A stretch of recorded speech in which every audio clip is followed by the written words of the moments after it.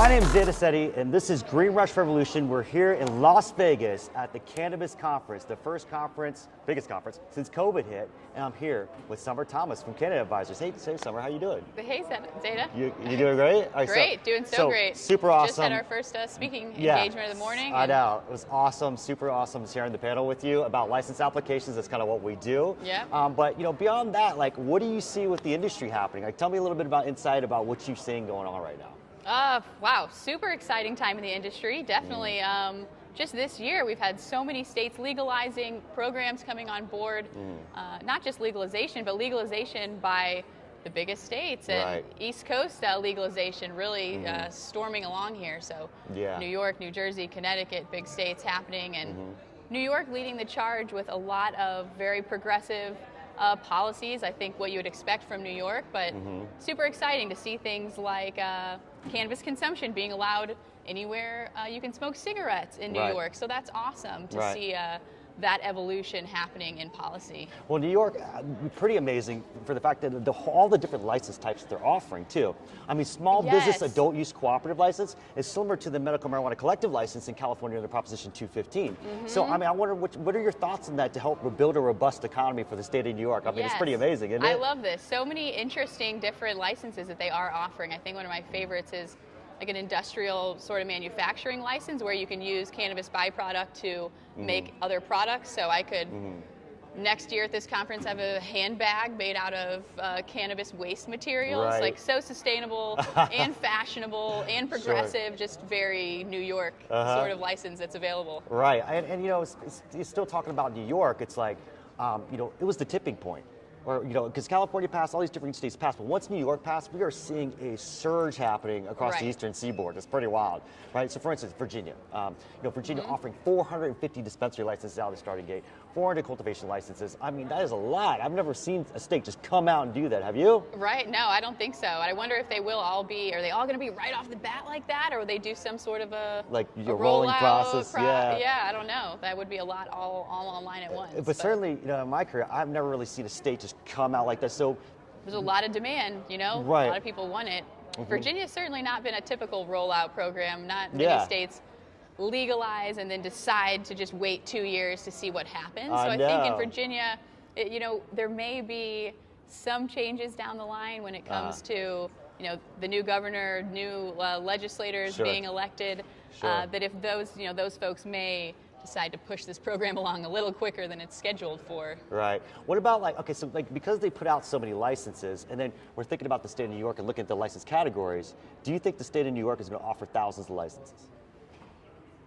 Yes, thousands of different kinds of licenses. Well, that's what I was thinking too. For sure. Because a lot of states like New Jersey only offering so many of those, right? Actually, a lot of cities opted out in New Jersey just recently. Did you hear about that? Yeah, 70% of cities have opted out. I think I saw. 70% of cities have opted out. That is pretty wild. Well, and part of that though is because they can reverse their decision at any time. So they can always opt out now. They could decide next week that they want to opt back in, and I think that would be allowed under the program. It's just that they can't, a city that hasn't made a decision yet couldn't next week decide to opt out. They've already missed that boat, that deadline passed. Well, speaking of deadlines and opting out, I mean, I think the state of New York also has a December 31st deadline for all these cities opting out. It's really causing a lot of challenges on the ground. I mean, minus the governor resigning and everything. Yeah, right, a little setback there, but maybe not a setback. Maybe it's going to help spring it forward. So that's true. We'll see. That's true. It's always a dynamic place. And, exactly. And thinking about the national landscape and looking at it, I mean, what do you think federal legalization, in your opinion,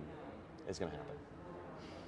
I mean, well, we've had more talk of it this year than any, I guess. And the question is, when will it happen? But I'm more curious about how it will happen. What's going to be tied into this? Is it going to have social equity aspects in there? Will it be, they had said that before about safe banking. They didn't want to pass safe banking because they wanted the social equity aspects to be tied in there with it. So what will that look like?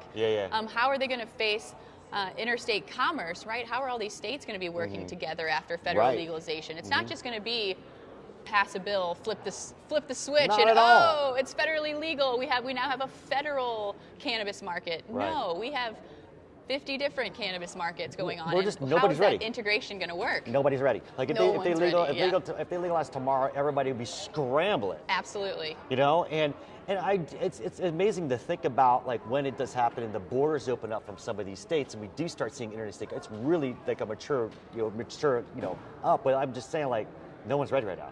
Right. So, I mean, what are you going to do? Right. So, as a business, can't really plan on interstate commerce. You have no idea when it's going to happen. It's like, right. okay, a couple years down the Right. road, a year, 2, 3, 5. Yeah. I don't. I mean, I was thinking like 3 to 5 years, maybe. I mean, it's I feel like people have been saying 3 to 5 years for the past, 3 to 5 years or decade or so. Yeah. So I know, I know. But it's interesting in this time where we have the Democrats, submitting this bill and really kind of getting something going forward. I don't think it's going to pass or anything, but it's interesting to see that again. Well, yeah, it's great to see the conversation being started. Of course, they knew it wasn't perfect right out the gate, but at least something out there for people to start discussing and chewing on, and we've got to have that intercourse.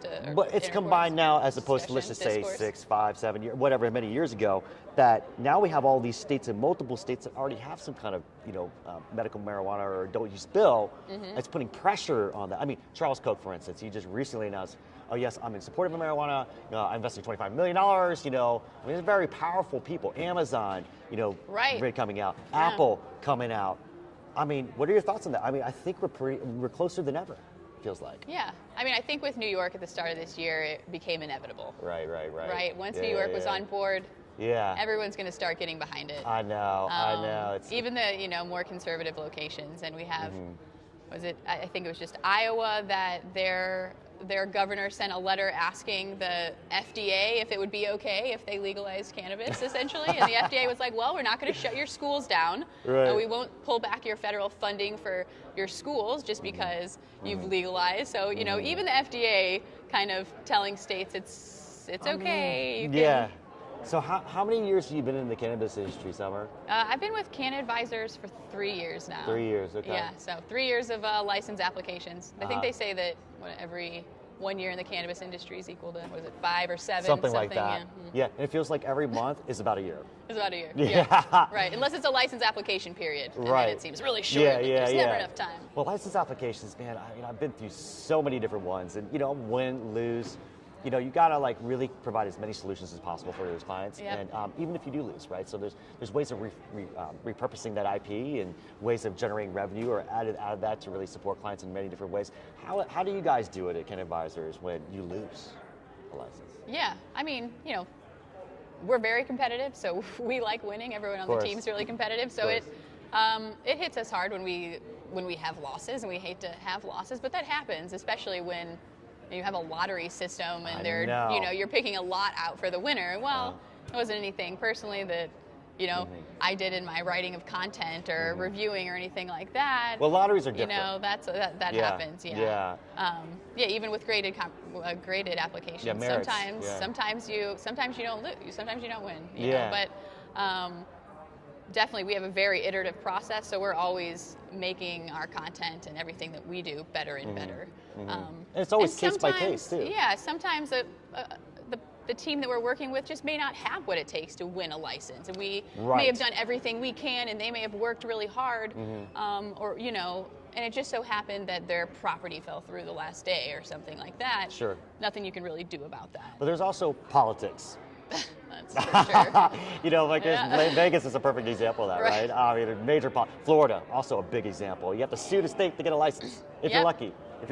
Right. We didn't get to talk about that in our presentation, but so much litigation with these licenses. It's ridiculous. And I think it's, a bummer to see with the social equity licenses. It seems that they're trying to give it to social equity groups, but then seeing even more litigation from groups that aren't social equity, having problems with it, trying to stop the process, or just throwing wrenches in the system, and I hate to see that, but. Right, yeah, me too. So Summer, three takeaways for entrepreneurs out there that are trying to start a cannabis business. Why don't you give me 3 takeaways? What do you think? 3 takeaways. 3 takeaways. Yeah, if you're trying to start a cannabis business. Exactly, yeah. For sure. So first takeaway is start early.